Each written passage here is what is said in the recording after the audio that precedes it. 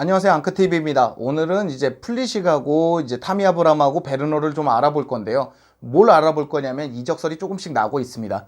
베르너는 아직까지 공신력 있는 이적설까지는 아닌 것 같아요. 뭐 좀 뜬구름 잡는 얘기인 것 같고, 뒤에 왜 이적하지 말아야 되는지, 이적하지 말아야 되지 보다는 왜 이적할 수 없는지를 한번 알아보도록 하겠습니다. 그것도 있고, 플리식하고 타미는 가능성이 있다고 보고 있어요. 그 이유에 대해서도 한번 설명드리도록 하겠습니다. 이유를 설명드리려면 일단 이 선수들의 장단점, 어떤 장단점이 있는지 보고 이적 사가를 좀 뜯어볼 필요가 있잖아요. 어떤 장점이 있고 단점이 있는지 알아야 뭐 이적설이 났을 때 이래서 파는구나, 이래서 안 파는구나, 이걸 알 수 있잖아요. 하나씩 보도록 하겠습니다. 자, 일단 플리식의 장점을 놓고 보자. 그러면 플리식은 유일한 크랙, 거의 유일한 크랙이라고 보고 있습니다. 오도이도 윙백을 하면서 조금씩 스타일을 바꾸고 있고, 그래, 오도이까지 크랙으로 쳐도 2명밖에 없거든요. 근데 잘할 때 폼을 놓고 보자면 플리식이 훨씬 좋은 건 사실입니다. 지난 시즌 말미쯤이죠. 리버풀전을 보면 리버풀한테 그냥 지고 있었어요. 완전히 지고 있는데 그나마 플리식이 나오면서 무쌍을 찍거든요. 혼자 막 드리블로 막 때려부시고 득점하고 내주고 막 이러면서 그나마 가능성을 보여줄 정도로 그 경기를 잡을 수도 있겠다라는, 그럴 정도로 플리식은 굉장히 잘했습니다. 지난 시즌에도 못 나온 경기가 좀 있거든요. 그런 거를 감안해도 9골 4도움이니까 플리식은 크랙으로서 득점원으로서 첼시에서 꽤 유용한 자원, 그렇게 군림하고 있었습니다. 그 크랙이 꼭 필요한 건 아니에요. 모든 클럽이 크랙을 갖고 있는 것도 아니고, 사실 크랙이 있으면 좋습니다. 팀에 크랙이 있으면 좋은데 크랙이 꼭 있어야만 전술을 짤 수 있는 것도 아니거든요. 지금 플리식 없을 때도 첼시는 잘 나가고 있으니까. 하지만 플리식이 조금 잘 되는 날에는 좀 내려앉는 팀도 소용이 없을 정도로, 유사 아자르라고 불릴 정도로 다 뚫고 들어갔거든요.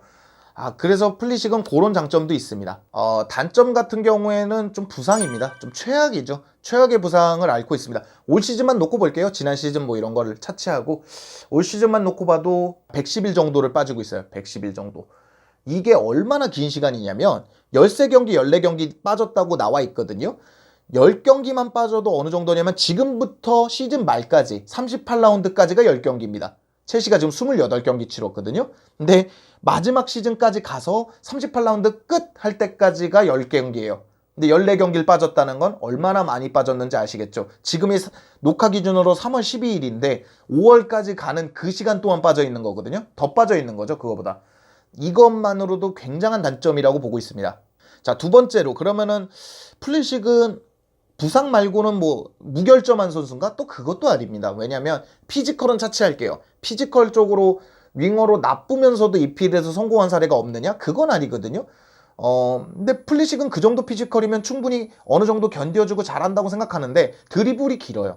그러니까 어느 정도 드리블을 잘 치는 선수들을 뭐 메시라든지 네이마르라든지 아자르라든지 이런 과들을 보면 발에 공이 붙어 있거든요. 근데 플리식은 팡 쳐놓고 자신이 속도를 이용해서 가요. 근데 이게 얼마나 위험한 거냐면 수비도 속도를 내고 들어올 거 아닙니까? 그럼 이렇게 쾅 부딪혔을 때 크게 다칠 확률이 높습니다. 그리고 이제 그걸 쫓아가려다가 속력을 내다가 햄스트링을 입기도 하고, FA컵 결승도 딱 그렇게 부상 입었잖아요. 드리블을 좀 수정할 필요는 있다고 생각합니다. 워낙에 드리블이 좋은 선수고 직선형이고 팡 치고 들어가고 이런 게 좋은 건 알겠는데, 선수가 자꾸 그걸로 부상을 입고 부상을 고질병으로 만들면 안 되잖아요. 그런 건 수정할 필요가 있다고 생각합니다. 자, 그리고 이제 바로 타미를 보자면, 타미 같은 경우에는 은근히 장점이 많은 선수입니다. 일단 키가 크다는 건 도움이 되거든요. 작은 거보단 낫습니다. 헤더 따기에. 그런 것도 있고, 속도도 어느 정도 준수하고, 드리블도 준수하고, 득점도 첼시 팀 내 1위고, 좀 포스트 플레이도 하려고 그러고, 그러니까 여러모로 장점, 재능이 많은 선수예요. 97년생이지만. 하지만 단점이 이런 장점들을 하나로 엮을 만한 메인 장점이 없습니다. 이게 뭔 얘기냐면, 자, 지루가 나왔을 때는 적어도 헤더, 등져주는 플레이, 연계 이런 걸 기대할 수가 있거든요. 그게 되든 안 되든, 지루는 이게 장점이야. 아스필리쿠에타가 나왔을 땐 헌실적인 수비, 그리고 왼쪽 풀백, 오른쪽 풀백, 센터백 다 되는 자원이야. 하지만 오른쪽 풀백이 메인이고 나머지는 서브야. 이런 느낌이 있잖아요. 근데 타미는 모르겠습니다. 타미가 나왔을 때 난 타미한테 이걸 기대해 줄 수 있겠지? 그런 게 없습니다.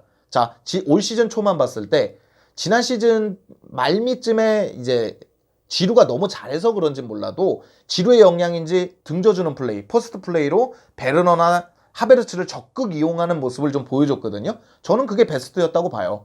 타미가 못하지도 않았고 벌크업을 통해서 조금씩 잘하는 모습을 보여줬는데 올 시즌 중반으로 넘어가면서 딱 램파드 감독이 좀 부침을 겪기 시작할 때부터 본인이 좀 드리블하려고 그러고 공을 끌려고 그러고 좀 잡았을 때 수비 하나는 제끼려고 하고 이러거든요.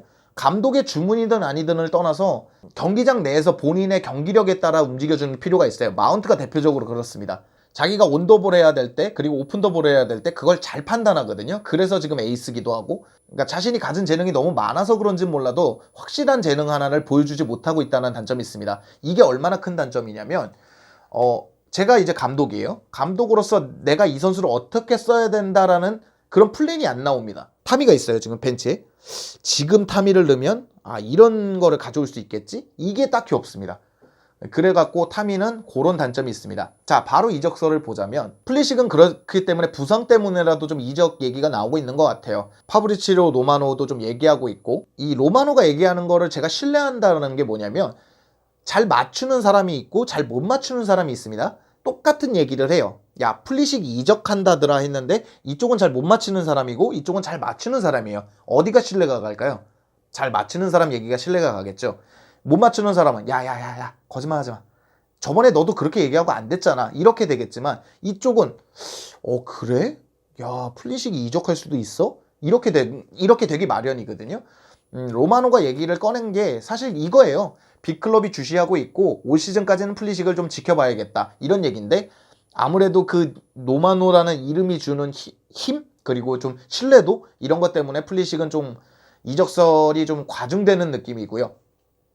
타미 같은 경우에는 재계약이 되고 있지 않기 때문에 첼시 입장에서는 내년, 내후년 이렇게 끌고 갈 수가 없거든요. 그래서 재계약을 한다면 뭐 이 얘기는 그냥 한 번에 사라지는 거지만, 재계약이 안 된다면 급속도로 이적설이 이제 불붙을 수도 있다는 생각이 듭니다.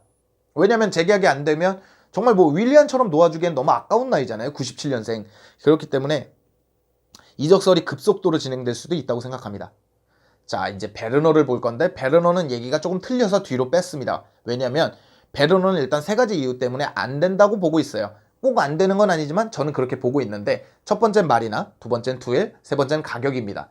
이걸 하나씩 보자면 마리나 그라노브스카이아는 영입과 이적의 총책임자입니다. 첼시 내에서. 제가 생각해도, 제가 만약에 영상을 하나 올렸어요. 근데 그 영상이 정말 나쁘다고 질책을 하면 저는 내려야 될 겁니다. 하지만 그런 얘기가 없이 뭐 영상에 조회수가 좀 안 나온다든가 뭐 영상 시청 길이가 좀 짧다든가 이런 상황이라면 두고 제가 그거에 대한 개선 방향을 생각하지 그 영상을 내리지 않을 거란 말이죠. 그 영상을 어떻게 홍보할까, 뭐 그 영상 내에서 잘 안 된 걸 다음 영상에는 어떻게 고칠까, 이런 생각을 할 거잖아요. 베르너도 마찬가지라고 봐요.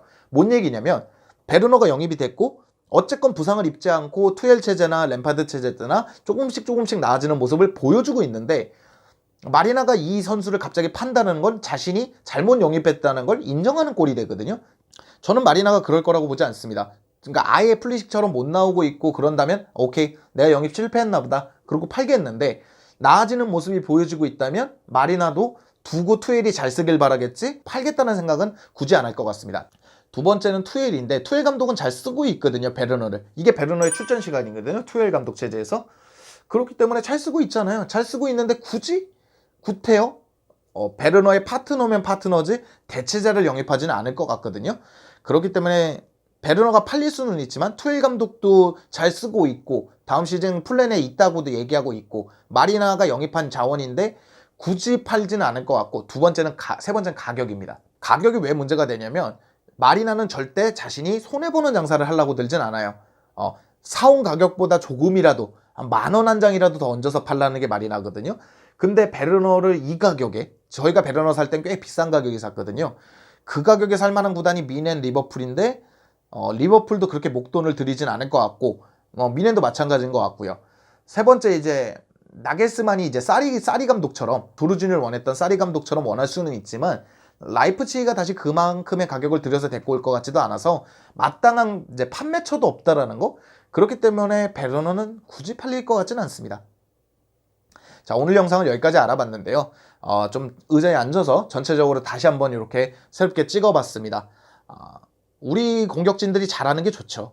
잘하는 게 베스트긴 한데, 만약에 그렇게 되지 않는다면 이렇게 판매 이유가 있고 이런 장단점이 있다라는 얘기까지 드려본 거고요.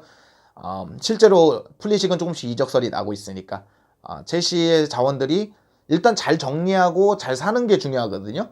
만약에 판다면 기존 자원들도 위험한 선수들은 위험하기 때문에 이렇게 한번 정리해봤습니다. 오늘 영상은 여기까지고요. 즐겁거나 유익하셨거나 도움이 되셨다면 당신의 구독을 기다리겠습니다. 감사합니다.